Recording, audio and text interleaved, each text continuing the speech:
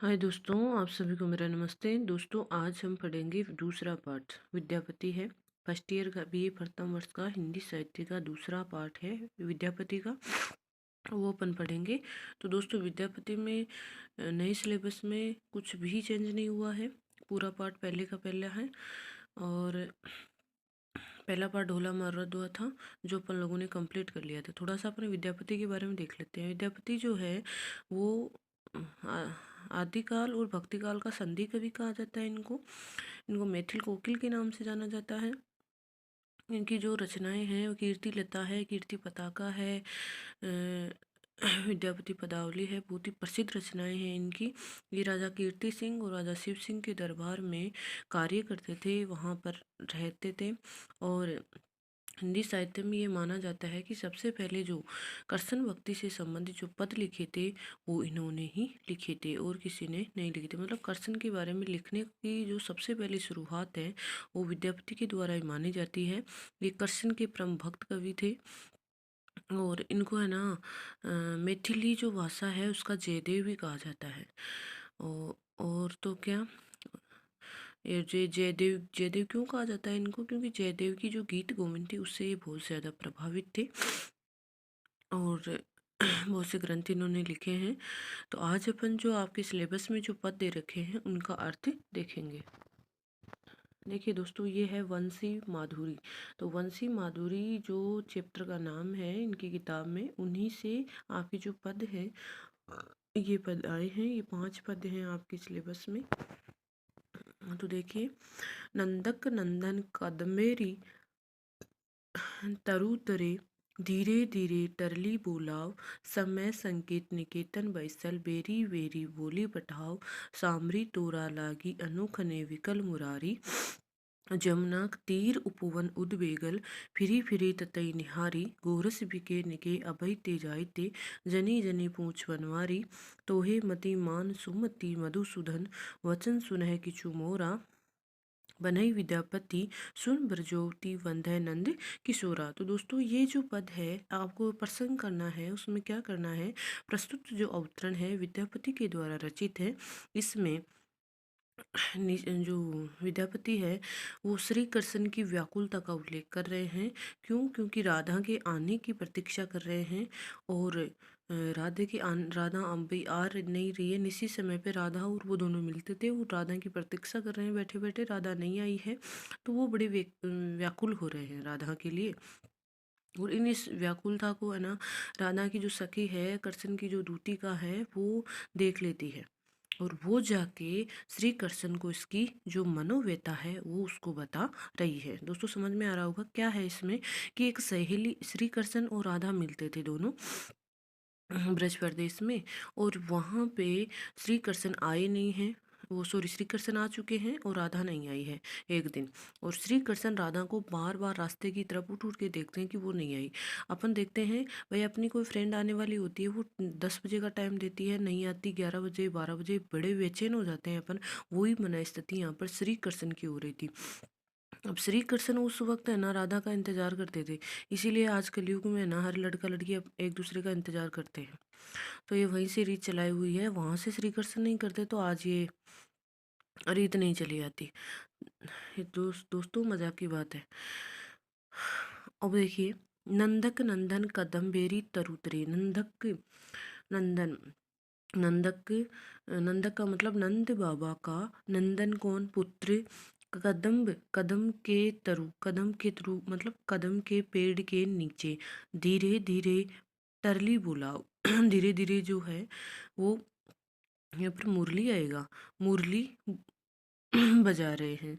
समय संकेत निकेतन, निकेतन मतलब पास में समय आ गया, बैसल बुलाने का, बार बार पठाओ।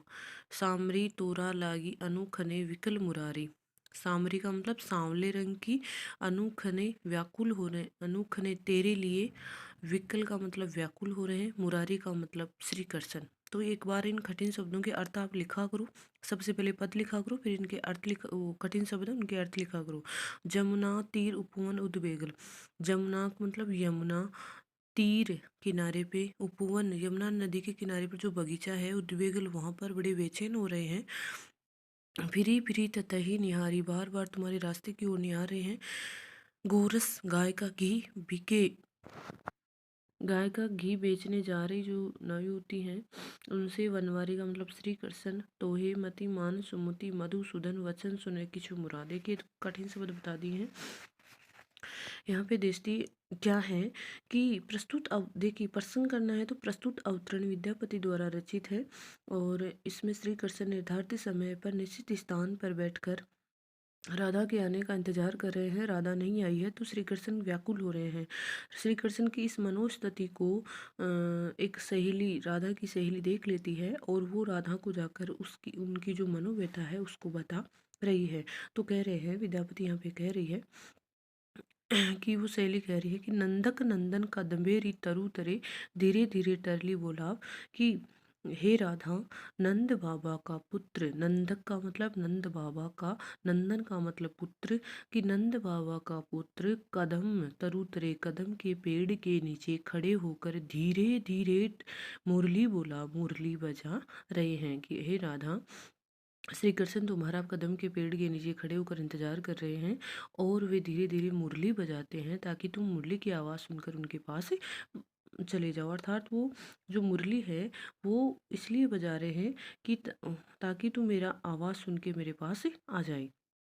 समय संकेत निकेतन बैसल, और वो कह रहे हैं कि श्री कृष्ण निश्चित समय के ऊपर जो तुम्हारा मिलने का समय था उस समय के ऊपर जाकर वहाँ बैठ गए हैं और बार बार धीरे धीरे बांसुरी बजा रहे हैं कि जैसे जैसे तेरे मिलने का समय नज़दीक आ रहा है और जैसे जैसे वो समय व्यतीत हो रहा है श्री कृष्ण बड़े बेचैन हो रहे हैं और धीरे धीरे मुरली को बार बार मुरली बजा रहे हैं।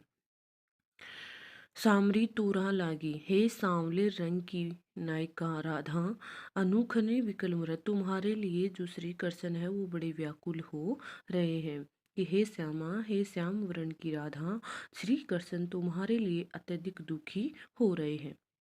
जमुना तीर उपवन उद्बेगल फिरी फिरी ततई निहारे, कि वो यमुना नदी के किनारे पर स्थित बगीचे में उद्विग्न होकर व्याकुल होकर बार बार उसी ओर देख रहे हैं जिस ओर तुम्हारे वहां पहुंचने की संभावना रहती है। फिरी फिरी ततई निहारे, बार बार ततई उस रास्ते की ओर निहार रहे हैं कि हे राधा, जिस रास्ते से तू श्री कृष्ण के पास जाती है उसी रास्ते की ओर बार बार निहार रहे हैं। गोरस बिके निके अभय ते जाई ते जनी व जनी पुछ बनवारी। आगे जो सखी है वो कह रही है कि हे राधा, दही बेचने के लिए आती जाती जो गोपियां हैं उनसे श्री कृष्ण तुम्हारे विषय में पूछ रहे हैं। गोरस बिके अभयते जाते, अभयते का मतलब आते, जयते का मतलब जाते। बहुत ही इजी पद हैं दोस्तों, आराम से समझ में आएंगे कि गाय का घी बेचने के लिए जो राधा जो गोपियाँ आती जाती रहती हैं कि गाय का घी बेचने के लिए आती जाती प्रत्येक गोपी से, जनी जनी प्रत्येक गोपी से पूछ वनवारी, जो वनवारी है श्री कृष्ण है वो तुम्हारे ही बारे में पूछ रहे हैं। अर्थात दोस्तों थोड़ा सा आज गला खराब हो गया है, थोड़ी आवाज़ व्यंज भी आ रही है, लेकिन मैं कोशिश कर रही हूँ बोलने की ढंग से। तो समझ में आ रहा होगा, एक बार कमेंट करके ज़रूर बताना मुझे कि समझ में आ रहा है या नहीं आ रहा है। वैसे आप हो को बहुत कंजूस, कमेंट करने में तो आपको बहुत ज़ोर आता है। कुछ लोग तो ऐसे होते हैं कि वो वीडियो सुनकर काम करने में भी उनको बहुत जोर आता है। तो हे मति मान सुमति मधुसूदन, देखिए ऊपर क्या कहा है कि गाय का घी बेचने के लिए आती जाती जो गोपियां हैं उनसे भी प्रत्येक गोपियों से श्री कृष्ण तुम्हारे ही बारे में पूछ रहे हैं। तो हे मति मान सुमति, देखिए ये अवस्था कैसी है जब खेत में अपन काम कर रहे होते हैं और अपने को चाय की आवश्यकता है, तो अब है ना कोई अपना पड़ोसी आता हुआ दिखेगा ना तो अपन पूछते हैं कि हमारे घर से कोई चाय लेके आ रहा है क्या, तो वो कहेगा नहीं लेके आ रहा, फिर आपकी बेचैनी और बढ़ जाती है। ये तो अब तो आजकल तो क्या है, फ़ोन कर देते हैं, पहले फ़ोन नहीं थे तो वो दूर खेत था, तो ऐसी मनस्थिति होती थी इंसान काम करने की, वही मनस्थिति यहाँ पर श्री कृष्ण की हो रही है।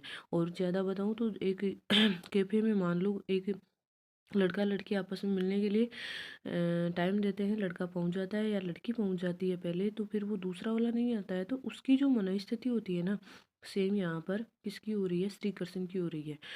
तो हे मति मान सुमति मधुसूदन वचन सुने कि मोरा, कि हे बुद्धिमती, तो हे मति, मुति का मतलब बुद्धि, कि हे बुद्धिमती राधा मान, मेरा कहना मान, सुमति का मतलब बुद्धि, मधुसूदन श्री कृष्ण वचन सुने किछु मेरा, कि हे तू, हे मतलब हे बुद्धिमती नारी, हे बुद्धिमान राधा, मधुसूदन सुमति श्री कृष्ण भी अच्छी बुद्धि वाले हैं, श्रेष्ठ बुद्धि वाले हैं। और वचन सुन किछु मेरा, तू मेरी छोटी सी बात मान, अर्थात छोटा सा वचन सुन या छोटी सी का बात सुन। कि जो राधा की सहेली है वो कह रही है कि हे श्रेष्ठ बुद्धि वाली राधा, श्री कृष्ण भी अच्छी बुद्धि वाले हैं, तू मेरी एक बात सुन, मेरा कहना मान, तू श्री कृष्ण के पास चली जा, श्री कृष्ण तुम्हारा इंतजार कर रहे हैं। भनई विद्यापति, भनई का मतलब होता है कहना, विद्यापति, विद्यापति कह रहे हैं, सुन ब्रजोवती, हे ब्रज प्रदेश की युवती सुन, वंदे नंद किशोरा। वंदे नंद किशोरा। विद्यापति यहाँ पे कह रहे हैं कि हे युवतियों में श्रेष्ठ राधा, सुनो, तुम नंद किशोर श्री कृष्ण की वंदना करो, अर्थात तुम जाकर श्री कृष्ण को मिलो और उन्हें प्रसन्न करो, क्योंकि श्री कृष्ण तुम्हारे लिए बेचैन हो रहे हैं। दोस्तों इसमें अनुप्रास अलंकार तो है ही, आप जानते हैं अनुप्रास अलंकार तो बहुत ईजी है। इसमें वर्णों की आवर्ती होती है, वर्ण आप जानते ही हो कौन से वर्णों की। तो देखिए अनुप्रास अलंकार है, साथ में ही यमक अलंकार भी, क्योंकि एक शब्द के दो अर्थ हो रहे हैं, मतलब एक शब्द दो बार प्रयुक्त हो रहा है, दोनों बार अलग अलग प्रयुक्त हो रहे हैं, तो इसमें यमक अलंकार भी है। और यहाँ पर इसमें श्री कृष्ण की जो मनस्थिति है उसका यहाँ पे वर्णन किया गया है। तो दोस्तों एक बार कमेंट करके जरूर बताना आपको समझ में आ रहा है नहीं आ रहा है। अगला पद है, सुन रसियां अब न बजाऊ विपिन बसियां, बार बार चरणान विंद गही, सदा रैब बनी दसियां, की छलहु के होएब के जाने, व्रता हुइत कुल हसियां, अनुभव ऐसन मदन भुजगम हृदय मोर गेल रसियां, नंदन नंदन तू शरण त्यागब बलऊ जग होई दुर्दसिया। विद्यापति कहे, सुनु वनिता मनि तोर मुख जितल ससिया, धनिये धनिये तोर बाघो आरिनी, हरि भजू हृदय उलसिया, ओम नमः स्वाहा।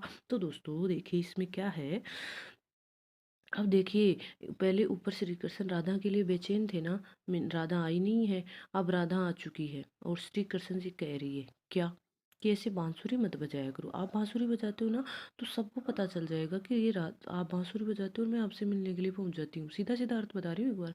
और आपसे मैं मिलने के लिए पहुंच जाती तो लोग की जो लोग की जग के लोग हैं वो हंसी करते हैं कि है ना, ये उससे मिलने जाती है, व्यर्थ में हमारी ना बदनामी हो जाएगी। और मेरे को ऐसा लग रहा है कि मेरे हृदय में तुम्हारे लिए ना प्रेम उत्पन्न हो गया है, हमेशा मैं तुम्हारे चरणों की दासी बनकर रहूंगी। अर्थात लड़का लड़की का मिलन हो गया है, तो लड़का बार बार फ़ोन करता है तो लड़की कहती है बार बार कि मेरे पास फ़ोन मत किया करो, मेरे घर वालों को पता चल जाएगा, जब इंगेज हो जाती है ना कि मुझे शर्म आती है। तो दोस्तों आज के लिए इतना ही, धन्यवाद। मैं इसका अर्थ बताने वाली थी पर क्या करूँ बीच में थोड़ा सा व्यवधान आ गया, आगे इसका अर्थ अगले वीडियो में देखेंगे। आज के लिए इतना ही, धन्यवाद। वैसे पीछा छूट गया आपका, एक ही पद करना पड़ेगा, आराम हो गया, बट कोई ना, इंजॉय करो। धन्यवाद। आपका अपना चैनल है, ज़्यादा से ज़्यादा लाइक करना है, सब्सक्राइब करना है, और क्या, और नहीं समझ में आए तो बार बार देखना है इसको।